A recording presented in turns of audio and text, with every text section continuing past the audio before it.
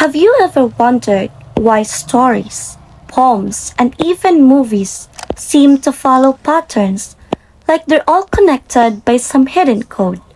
Or have you ever thought that maybe those patterns don't really exist at all, and everything depends on how you interpret it? Greetings! In today's video presentation, we'll explore two powerful and significant approaches in literary and cultural theory that change the way we understand meaning itself: structuralism and post-structuralism. Throughout this video, we will present their definitions, key theories and writers, practical and theoretical differences, and their overall significance. Let's dive into the fascinating world where structure meets chaos and meaning becomes a mystery waiting to be explored. What is structuralism?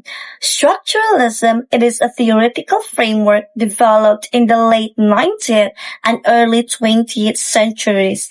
It focuses on the underlying structures that shape human thought, behavior, and culture. Moreover, structuralism is a literary movement that is primarily concerned with understanding how language works as a system of meaning production. It focuses on the form or structure of the literary work and the particular use of language in the work that would allow structuralists to think of language as a kind of science. Structuralism looks for patterns and structures behind everything we do. It's like trying to find the blueprint of how humans think and behave. Ferdinand de Saussure is the primary theorist framing the ideas associated with structuralism. He developed the idea that language was composed of arbitrary units that were void of concept or meaning until they acquired meaning through a language system that relied on differences between terms and within their larger linguistic and social context. The central principle of structuralism is that human experience can be broken down into basic structures or elements, and these elements serve as building blocks of human experience and understanding, which means that all human experiences, from emotions to culture, can be broken down into smaller parts or elements that are the same for everyone, and these structures serve as the key in understanding how human experience constructed. Structuralists believe that these underlying structures are universal and that they can be analyzed using rigorous scientific method. Next are the key concepts of structuralism. First is the binary oppositions. Binary oppositions is a pairs of opposite ideas that help us understand the world. Example, good versus evil, black versus white, hot versus cold. According to structuralists, our minds make sense of the world through opposites. For example, we understand the concept of good because we know what evil is. Next, signifier versus signified.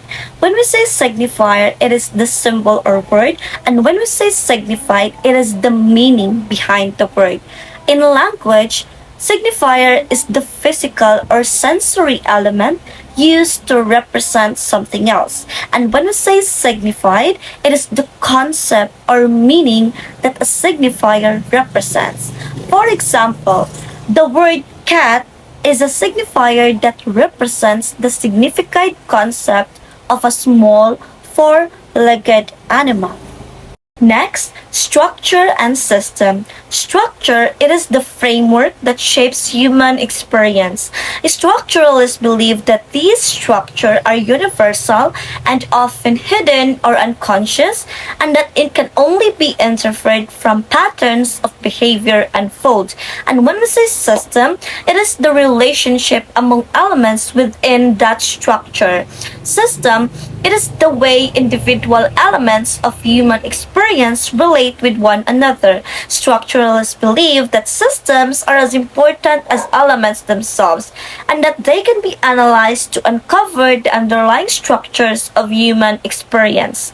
All in all, structures are like the invisible rules that guide us, while systems show how those parts connect and work together. So let's delve into the contributions of structuralism. Structuralism have made significant contributions to the field of psychology, anthropology, and linguistics. Perhaps its most significant contribution is it promoted scientific analysis of human behavior. Structuralism encouraged people to study humans scientifically, like finding patterns in how we think, speak, and interact. Also, structuralism contributes to people by making us understand how language shapes human experience. Structuralists believe that the structures that shape human experience are not independent of context. Rather, they are shaped by the social, cultural, and historical contexts in which they are produced. And by that, structuralists believe that the language is central to understand the world, and it shapes how we think and behave. They believe that language doesn't just describe reality, it shapes it. The way we speak affects how we see and understand things.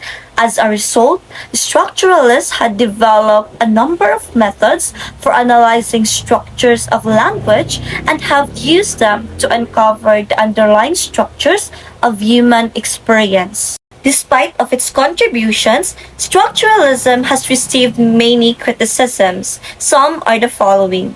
First, reductionist. Structuralism is called reductionist because it reduces complex human experiences and meanings into fixed systems or structures, ignoring individuality, emotions, and historical context. Second, it oversimplifies human experience. Critics say structuralism focuses too much on theory and ignores real human differences. It's like trying to explain emotions with math. It misses the human side. Third, structuralism overemphasized the use of language in shaping human experience. It is true that language plays an important role in shaping human experience. It is not, however, the only factor that play. Lastly, critics of structuralism argued that it only has limited application in the field of psychology and anthropology. While structuralism provides a theoretical framework for analyzing human experience, it does not always provide practical solutions to real-world problems. Structuralism revealed how hidden structures shape human life. Despite its contribution, it is not without its limitations and criticism.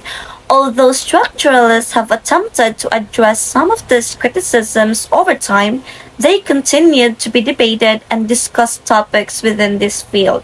And later, structuralism was challenged by a literary theory that argued that meaning is not fixed, and that meaning always changes. What is this theory? Do you want to know? Let's find out.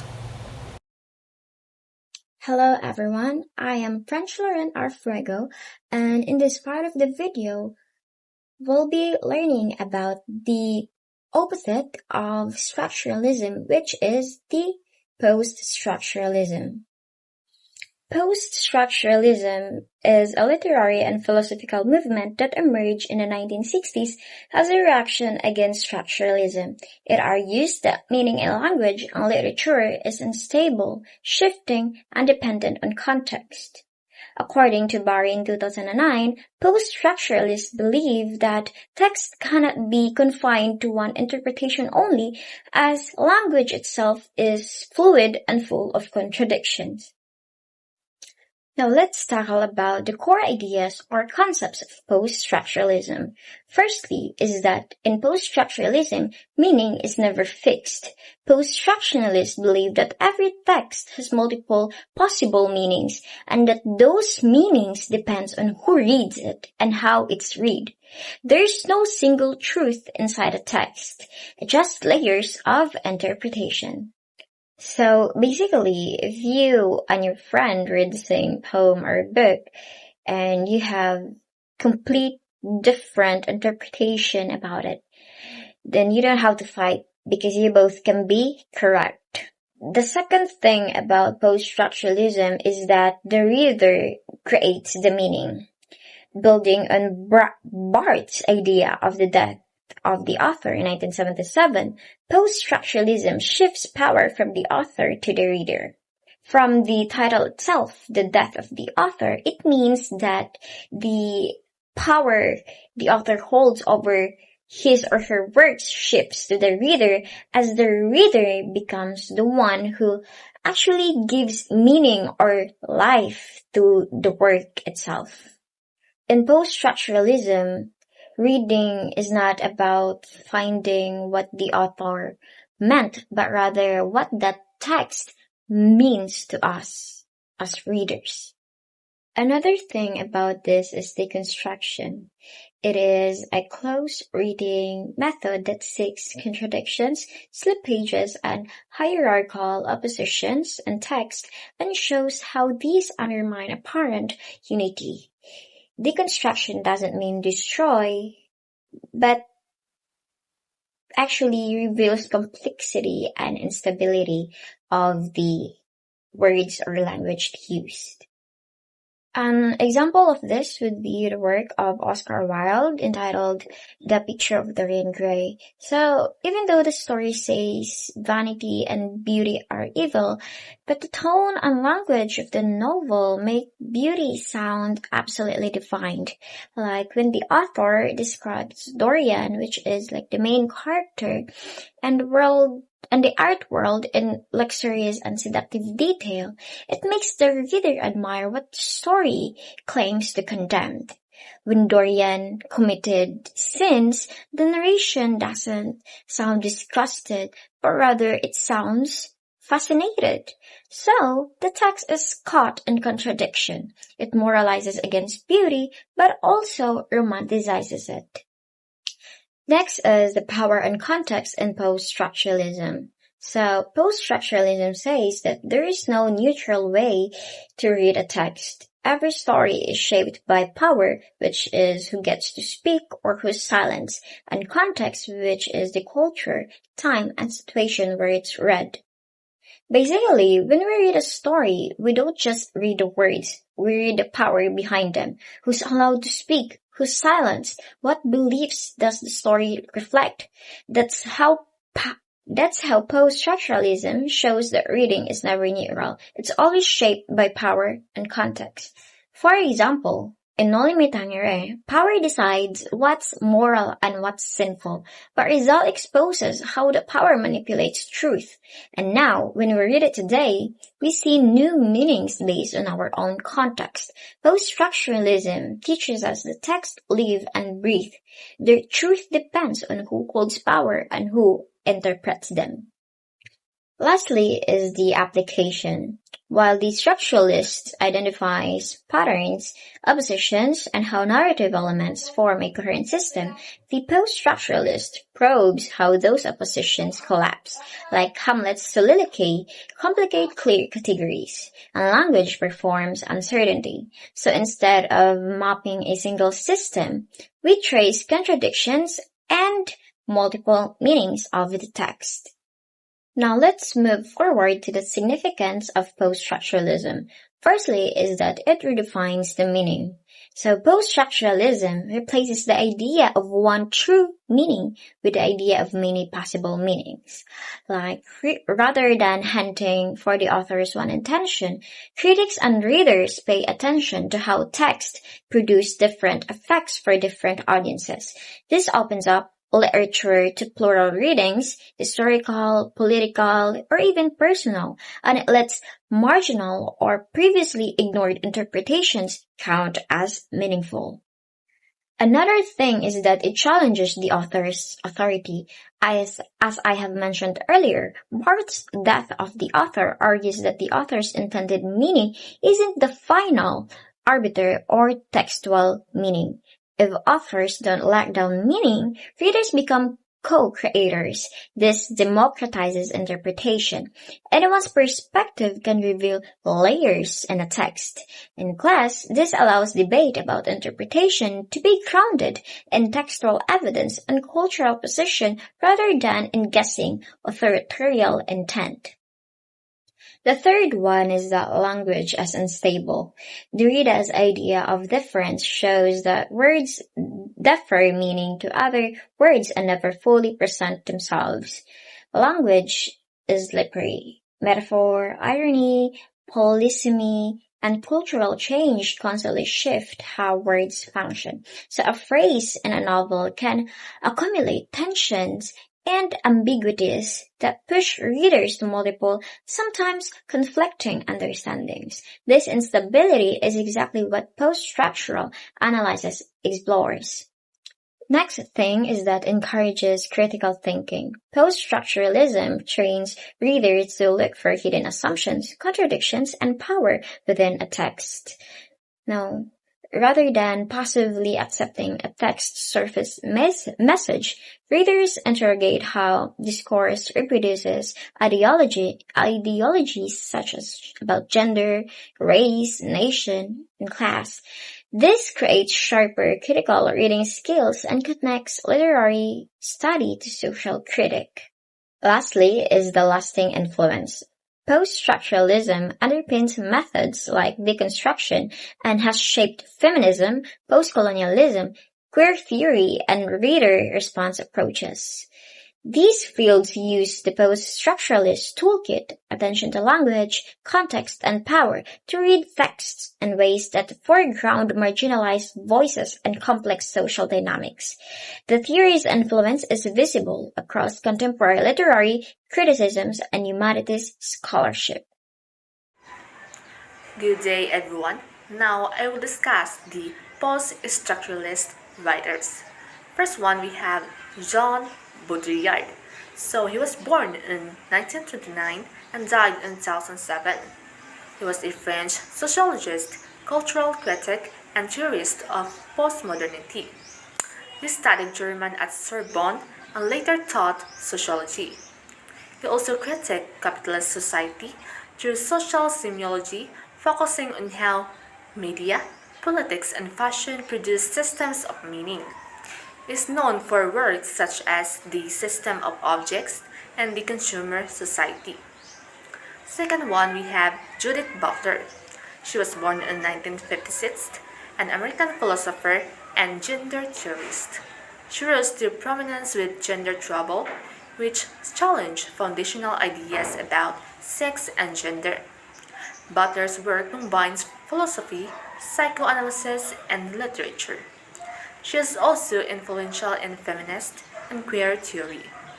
She holds the Hannah Arendt Chair at the European Graduate School and teaches at UC Berkeley. Third one, we have Felix Guattari. He was born in 1930 and died in 1992. He was a French psychotherapist, philosopher, and activist, known for collaborating with Gilles Deleuze on works like Anti-Oedipus and A Thousand Plateaus. Guattari explored psychoanalysis, philosophy, and politics, emphasizing subjective and societal liberation. He worked at the Laborde Psychiatric Clinic, which used innovative psychotherapeutic approaches. For the fourth one, we have Frederick Jameson. He was born in 1934 and died in 2024. He was an American literary critic and Marxist theorist, noted for analyzing postmodernity and capitalism. His key works include Postmodernism, or the cultural logic of late capitalism, and the political unconscious. He was a professor at Duke University and influential in cultural theory. we have here Sarah Kaufman. So Sarah Kaufman contributed to post-structuralism by explaining how identity and meaning are not fixed but are shaped and reshaped by language, memory, and psychoanalysis. She showed that who we are is influenced by stories and histories, especially emphasizing how gender and trauma affects self-understanding. Her works explain how power works through language to construct and challenge identity. And the next writer is Philip Lacolabar. So he explained how meaning in literature, philosophy, and politics is created through language and text, but is never stable or final. He showed that deconstruction reveals gaps and tension in these meanings, which allows for questioning authority and political structures. His work explains how language and culture are intertwined with power and change. And next is a French writer named Jean-François Lyotard. He explained the breakdown of grand narratives or big universal stories that claim to explain everything. He argued that knowledge is made up of many smaller, diverse stories or language games, each valid in its own context. So this helps explain why truth and meaning are seen as multiple and fragmented in postmodern societies. And we have here Jean-Luc Nancy. Jean-Luc Nancy explains how community and existence are not about fixed identities but about being open and exposed to others. He challenges traditional ideas of stable social groups and shows that meaning arises from ongoing interactions and shared openness. His work explains how identity and community are dynamic and fragile. And the next writer is we have Bernard Stiegler. Bernard Stiegler explained how modern technology challenges the way culture, knowledge, and personal identity are formed. He showed that digital media and tools shape our attention, memory, and social life, influencing how we think and relate to each other. His works helps explain the connection between technology and the continuous transformation of culture and knowledge. Structuralism originated in the early 20th century, primarily from the ideas of Ferdinand de Saussure, a Swiss linguist often considered the father of modern linguistics. Saussure's work emphasizes that language is a system of signs in which meaning is produced through the relationships and differences between elements rather than from their individual meanings. Its core idea is that human culture, language, and thought can be understood as a system of underlying structures, relations, and differences rather than isolated elements. By 1950s and 1960s, structuralism had become a major intellectual movement in Europe, especially in France. It sought to uncover the underlying structure that shape human culture, communication, and thought. Let's continue to the tone of structuralism. So the tone of structuralism is objective, analytical, and scientific. Structuralists aim to approach text and cultural phenomena in a systematic and logical manner, free from personal interpretation or emotional response. Instead of focusing on what a text means emotionally or morally, they focus on how it means the internal rules, patterns, and relationships that produce meaning. In other words, the tone reflects a belief in rational analysis and universal system, rather than individual creativity or subjectivity. In short, the tone of structuralism mirrors its scientific ambition, precise, detached, and analytical, aiming for intellectual clarity over emotional appeal. Okay, let's continue to the style of structuralism. So the style of structuralist writing is typically formal, theoretical, and methodical. It relies heavily on linguistic terminology, models, and schematic representation to explain meaning. Structuralist critics often use binary oppositions, for example, good and evil, life and death, to show how meaning is structured. It also employs technical vocabulary like signifier, signified theme and structure, and it presents arguments through logical reasoning rather than personal reflection. In literary analysis, this style leads to a close reading of text, focusing on patterns, codes, and relationship among elements, rather than historical background or authorial intent. Okay, so for the continuation, let's tackle about the attitude to language. So in attitude to language, the structuralism sees language as a stable and systematic structure made up of signs that work together to create meaning. It believes that every word or sign gets its meaning through its relationship and difference from other words within the system. Meaning is not found in individual words but in the patterns that connect them. Structuralists treat language as something that can be studied scientifically, like a code that follows certain rules. In project, the main project of structuralism is to analyze and discover the underlying structures that shape language, thought, and culture. It seeks to find the universal patterns that organize how meaning is produced and understood. Structuralists believe that by studying these deep structures, we can better understand how people communicate and interpret the world around them. Okay, so the attitude to language in post-structuralism. It challenges the idea that language is stable.